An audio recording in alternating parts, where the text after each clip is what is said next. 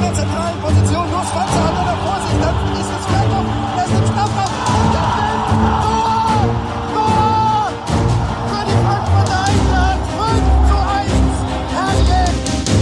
Hi and welcome to the German Fussball podcast. Another week, another Bundesliga round, and yes, a bit later this week for some different reasons. Dad, you have been a bit under the weather, and so we're doing now for this episode a little review, a little preview, and a little look ahead for the remainder of the Bundesliga, both in the top and the bottom half. But I'm glad to see you are on the mend, Dad. Yes, and one of the main reasons is that Monday and Tuesday I more or less didn't have any voice, which is bad when you're doing a podcast, which is bad when you do TV. So it was a European week. I have different things that I'm doing then around Europe. And on Thursday morning, going to England, in the morning, at the plane, my throat, everything. I didn't have a voice. And then I must say, with having no voice, I did Manchester United, Barcelona Thursday. I did Bournemouth, Manchester City on Saturday. And I did the League Cup final on Sunday. So I think, and I also helped out Iceland, Viaplay Iceland, which was good. And I just had to tell them, I had to find a translator at Google saying that my voice is a bit sexy Barry White-ish. But just a good reminder that, I mean, when you have a program like you're having, you just have to look after yourself. I mean, to get a cold, that is normal. Now, slowly with the voice coming back. But Marcus, you've had a busy weekend as well, and we shared a road trip to Bournemouth, and then we looked at the Manchester City. How was that?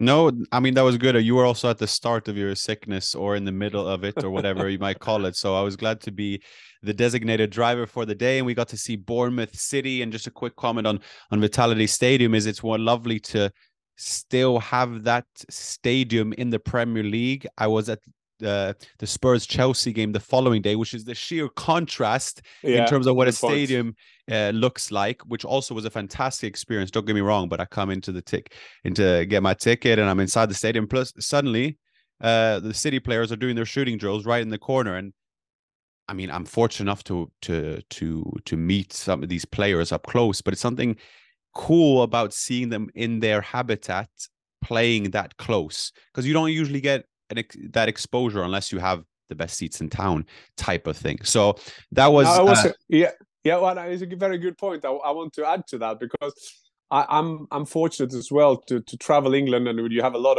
of these grounds. But now to be in Bournemouth, first of all, a very nice place to come, which is general in England, I must say. I mean, I love some good hosts, security that's been around for like 50 years. But as you were saying, you were so much closer to the players, and there was a time when Jack Grealish and Erling Haaland they were taken off both more or less on the same time. So they were like traveling around instead of running all over the pitch. They were traveling around, and it was so good because on some stadiums you would have bottles and you would have everything. And it's not like saying that the Bournemouth player just left them alone. No, sorry, the fans, but it was just a familiar atmosphere. Yeah, it was civil because they walked past where I was behind the goal. It was just very civil, you know. People got their phones out. Yeah, it was for real. But I must say as well, before we go over to German football, because I was watching. I was watching Manchester United against Newcastle United in the Carabao Cup, what I call then the League Cup. And at the same time, I was watching Bayern Union on my iPhone, and that was also a good experience after the game, Marcus, because at Wembley, as interviewers, you are based in the tunnel. So not in a tunnel. It's actually the tunnel. So you are standing with the last door before you go out on the pitch, and I know that, of course, because I worked at Wembley so many times. In the 75th minute, I go down there, standing there waiting for what's happening and everything, and talking to the people, talking to the representatives of the clubs, what is possible to get from all interviews. So it was quite good because we had the arrangements. We could go out and do a bit at the ceremony, because sometimes in the final, everybody say, yeah, it must be great to be on a final. But it's actually it's great to be at the final, but it's actually quite hard to get interviews because people who are losing the final, they just want to get home. They would just want to get into the dressing room and get the hell out of the stadium. And the winning team, they don't want to leave the pitch. They just want to be there forever. And I remember doing Champions League final with Real Madrid winning, as they do. And then they were like cousins and brothers and wives and mother and father, and everybody should be in there. But this time we had a position outside as well. So I was in the tunnel. When Manchester United had won it, then I went left by Manchester United, and I quite literally went through the mass of Manchester United staff celebrating. And then we had an analysis with Jaap Stam, the former Dutch defender at Manchester United, and then I went into the tunnel again, and there was Sir Alex Ferguson, there was one of the Glazers, it was Michael Edwards, who used to be the former owner of Manchester United, and so on and so on. David Gill, there were all the old guard was there.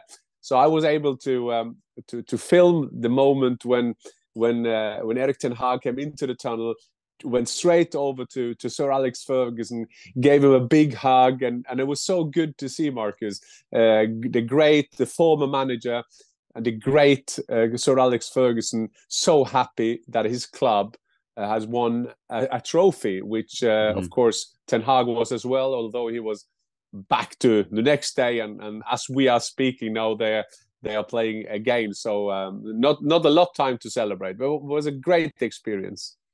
Yeah, without elaborating too much further on that, but it is a restored pride, it seems, in a sleeping giant, if you may. Other sleeping giants, I'll make that bridge, Dad, is at Dortmund in a sense. In the sense of we wanting them to compete for the titles that they used to win sporadically, because they are up against the obvious nemesis that is Bayern. Another win, not all too convincing away against the struggling Hoffenheim, but a win nonetheless through the unconventional back of Brandt's literal back, which turned into a goal. Now we also have Dortmund up against Leipzig this Friday. Bayern will probably look at this game and think, oh, good, it's 2 against 3. They get to, someone's going to spill points type of thing. I'll leave it open-ended to that, but I would be curious to ask who you think Bayern would rather lose points in a game like that. Well, it's quite interesting that to know the history. What is Rory Campbell always saying on Rest is Politics? He say, I will remind the readers or viewers what we're talking about here. And remember, Leipzig were doing so bad, and then they got Marco Rose, the former Dortmund coach, who was fired after his first season at Dortmund. That is a backdrop to this game. It's also a Dortmund that in 2023 haven't lost a game. It's unbelievable. Or not even lost. They've won every game. Yeah. And it's quite interesting. A lot of been speculating about the future of Jude Bellingham.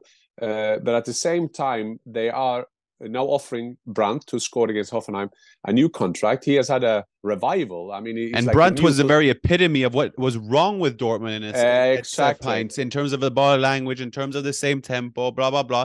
And now he's the symbol of this team. Yeah, very good point, Marcus. And he was that weakness of Dortmund. Looked like there were so many players at the same time, kind of using that mental moment in games, being negative, that is. But now, so that is Brandt. He will extend his contract. Unfortunately, they're getting very close to get Kamada from Eintracht Frankfurt. He will go apparently on a free this summer. So they keep on extending the team. And it's also talking about, should they extend the contract of Mats Hummels and Marco Reus, which is interesting debate in itself. The last thing I read in the German press was that Reus will be there with a more bonus kind of contract. Maybe Mats Hummels will make another adventure. But the big thing is this, that Marco Rose have now the chance to kind of get a go back at the club that fired him. And Kuku is slowly coming back, slowly in the terms of RB Leipzig having so many strikers. They have so many potential match winners. I will probably forget someone now. That they have Silva, they have Nkuku, they have Timo Werner, they have Pausen, they have Soboslai, they have Forsberg. Yeah, they have 5 or 6 players in there, and Olmo, he's injured, but he'll be back, and they look good at the back as well. So I think that Bayern. Back to your original question, I think that Bayern will fear both of them, because Bayern showed against Union Berlin the typical Bayern. When the goings get tough, we're there. I mean, that game was so much better than Union.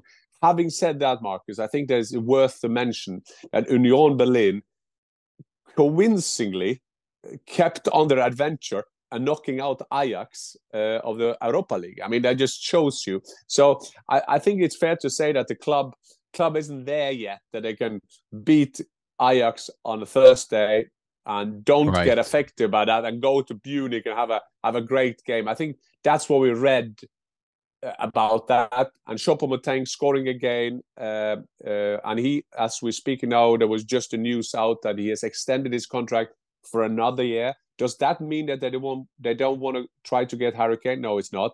But Choupo-Moting, now they know that I have a good number 9 there anyway.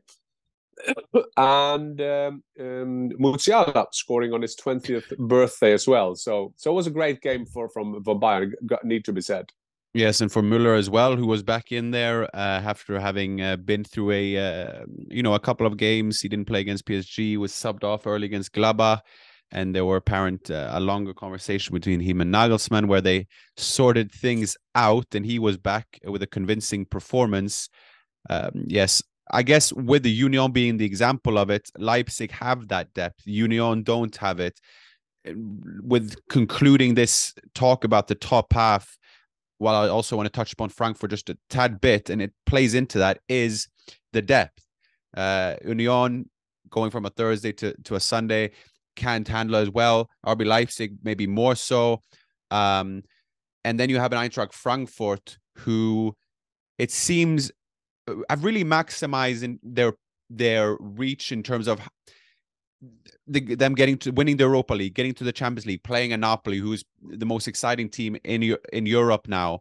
And this is a popular argument to be made, so I don't want to delve on it too much. But is it fair to say that it could be okay for Frankfurt to have the Bundesliga to focus on, to play themselves into that top 4 and get Champions League again, and therefore a blessing in disguise in a way that they go out of the Champions League?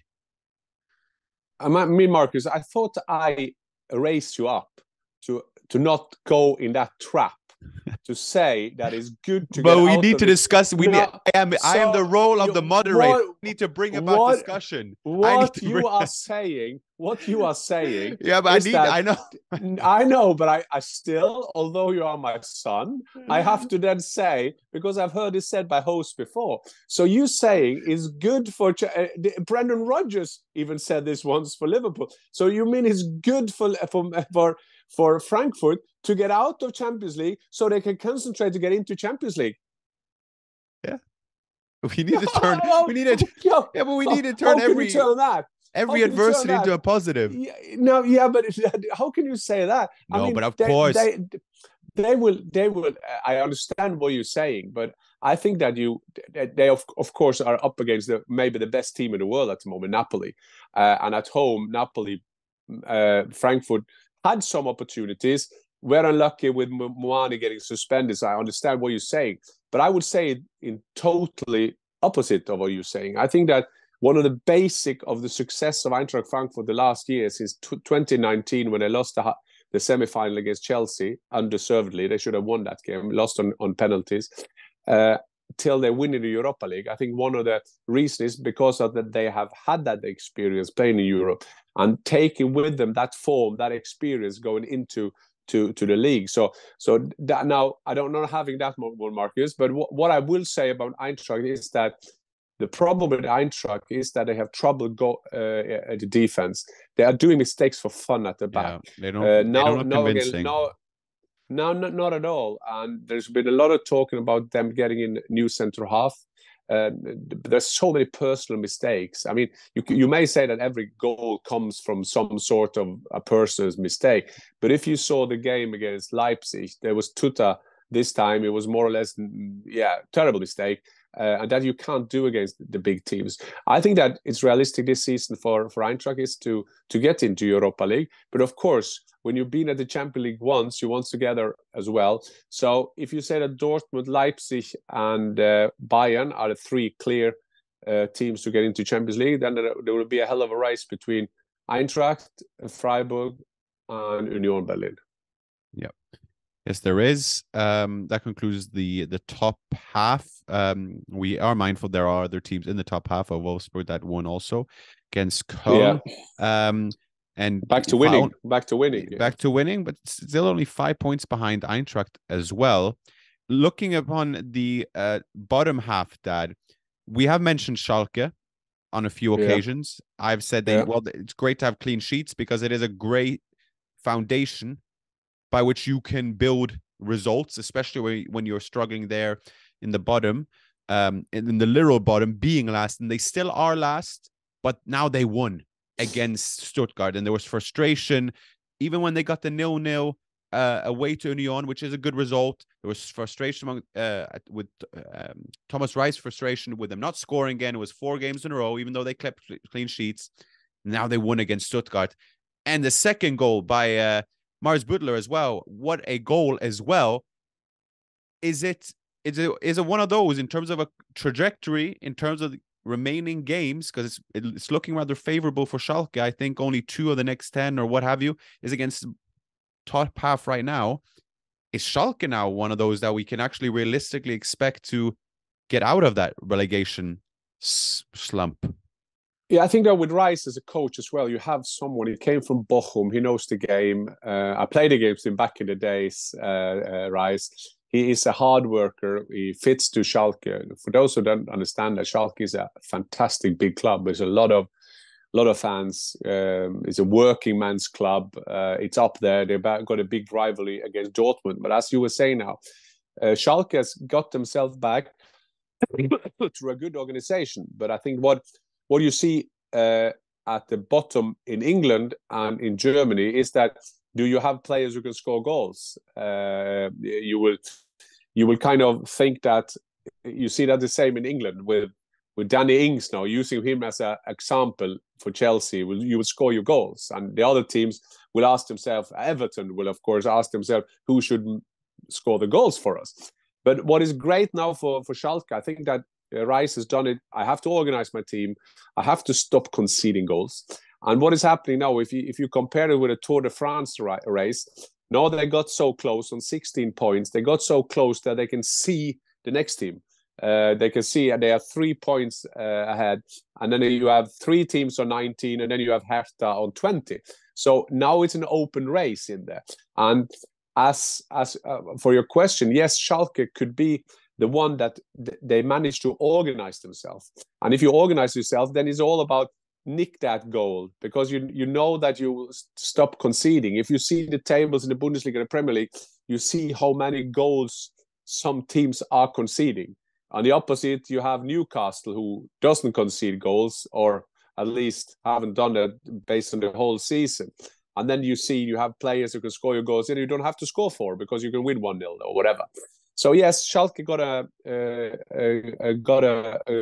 good win, and then they've dragged other teams in there. And you see Hertha Berlin now getting some points, and they're getting out of it. So it's going to be a big excitement in the Bundesliga, even in the bottom. Because you do have Stuttgart, you do have Hoffenheim, you do have a Pellegrino Matarazzo, you do have a Labadia. What can we say overall? Description, verdict in terms of getting them out of the relegation battle, because Labadia hasn't provided the revelation that Stuttgart probably were hoping for. And Matarazzo is still trying to find a rhythm with this Hoffenheim team that, to his defense, were really poor before he came as well. What's your general feel in terms of how this could develop, and that could very much be dependent on the coaches as well? As you are talking to one of the guys who's made a career of being into relegation battles in German Bundesliga, I kind of find myself an expert in the department. But I would say that if I had a look at, at the teams now, I will say the ones most struggling is Hoffenheim, because Hoffenheim, they didn't expect to be there. They kind of could be a challenger for Europa League. They started so strong as well. I remember us talking about it early on, and then since very then, strong. Yeah, the downward spiral. So and Schalke is now on a positive vibe. Like I said, stop conceding goals, getting a win against Stuttgart. Hertha was being very down there, so they are very positive. What's going on? So Hoffenheim got to stop the rot. Bochum is there. Bochum's advantage is that they knew that they're going to be there, so they will fight for that. They know that every point, every goal is a goal against be relegated. Hoffenheim don't have that. And then you have these teams always find themselves too good to go down. But I think that Stuttgart, Labadia knows his mission. He knows what he's going to do. So it's going to be very, very tight again. And a couple of these, like they're saying, it's a cliche, but a couple of good results, then you're out of it. And then you drag other teams down there. But there is, at the moment, as I see the table, there are like five teams fighting it out. 2 go directly down, and the rest is a relegation game, the playoff. And that makes it, if I may, Marcus, before we end, and I know that you're desperate to get into to watch Liverpool, and about Arsenal, and there's so many games, including Liverpool, that is playing at the moment. So we both got to go there as we are speaking. Mm-hmm. But it's quite interesting what's going on in the Zweite Bundesliga, and the reason we don't often speak about that, but there is a big team, Hamburger Sportverein, who is in the second league, and that was one of the best club. They won the Europa Cup, which was called or the Champions League back in the days. Had great players like Kevin Keegan, Felix Magath was there, Manfred Kaltz. They had so many, and I probably forgot a lot of it. So they're in there. So there was a big game this weekend. They played in Darmstadt, and why it's quite interesting with Darmstadt is that is the area of Frankfurt and Mainz. Mainz, by the way, flying at the moment. They're scoring goals for fun, with Bo Svensson doing a hell of a job. So then you can end up next season, because the league leader is Darmstadt. Darmstadt is a very small club, but still, they managed to be top of the league. So Darmstadt was 1-0 down against Hamburger Sportverein till the 81st minute, and then I equalized, which was a very important win for them. A draw. Draw. It ended. Yeah, ended up as a draw in that game. And then Heidenheim is also a team we don't know. There is a lot of famous teams in the second league, like Fortuna Düsseldorf that everybody knows. Nürnberg was struggling. Then you have Heidenheim, who played in Bielefeld. That could be a trap for them. They won 1-0. So now the table is Darmstadt 49 points, Hamburger Sportverein 45, and Heidenheim 43. And I think it's, correct me if I'm wrong, but I think it's Hamburger Sportverein has been in the Zweite Liga. Oh no, we have to stop soon. Been in the second league for 5 years. So they always say we have to do it this season, but they have to do it this season. Yeah, and then I'm wary of being too, I don't know, populistic, but the Bundesliga would be better for it. Of obviously having minnows like Darmstadt is fantastic, but with the culture, the history of a Hamburg Sportsverein, we've seen what it's brought back to the Bundesliga, having Schalke, having Werder Bremen back, and on the topic of Werder Bremen, Nico Füllkrug with a goal again, and he is top scorer. He scored again with 14 goals. Yeah. Would love to see him become top scorer, but they have brought something special. And when you saw the scenes when Schalke won, I mean, it was just ecstatic. And you see just the amount of following and passion that team has. As a neutral, we aren't particularly neutral, but from a Bundesliga perspective, maybe you'd be better off having them in the Bundesliga. But I just want to say that. Yeah, I agree. I won't be long now. Yes, I agree. But I think that what's so good about the German Bundesliga is that there's not like Bayern and Mainz have the same budget. Way long before. But you still got that 50+1 rule. So in Germany, it's more or less deserved where you are. So if a Heidenheim and Darmstadt get promoted in head of Hamburger Sportverein, they deserve it. And I think that there's a lot of these sleeping giants. Both Schalke and Werder Bremen was down in the second league. Stuttgart was down in the second league. They came quickly back, more or less all of them. But I think that is a charm of the German football league or the Bundesliga, because they always have a chance somehow. Because of course you can buy yourself out. That is a big between Bochum and Bayern. There's a wide space, but still you have these teams. And I as a Frankfurt fan want to get Darmstadt up? Of course I will. I think that is a great idea to get Darmstadt into the Bundesliga. So it's charming as well. But yes, I would love to see Hamburger Sportverein go up as well. Perfect. And with that we conclude this week's episode. And hopefully by next episode, that voice has recovered. It's a lot better now than it was yesterday. Okay, that's good. That's good to hear. Well, thanks, Dad. And then we look forward to this weekend, starting with Dortmund against Leipzig. For now, thank you. Auf Wiedersehen.